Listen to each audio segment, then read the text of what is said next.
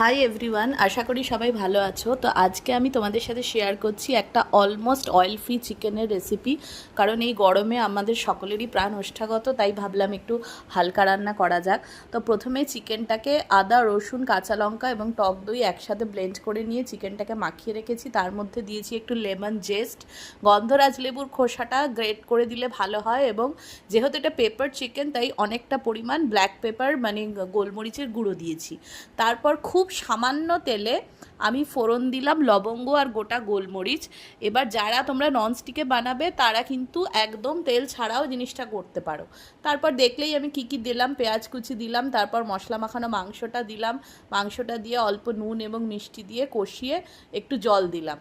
তারপরে দিলাম চেরা কাঁচা পাকা লঙ্কা। এটা আমার কাছে পাকা লঙ্কা ছিল তাই দিয়েছি, ওটা নাও দিতে পারো। লাস্টে দিয়ে দিলাম বেশ কিছু ক্যাপসিকামের টুকরো, এটা শেষের দিকেই দেবে। এবং একদম হয়ে গেলে একটু বাটার ওপর থেকে আমি এখানে দিয়েছি। যেহেতু এটা পেপার তাই পেপারটা এখানে অনেক রকমভাবেই পড়ছে, মানে ব্ল্যাক পেপার, বেল পেপার, সব রকম।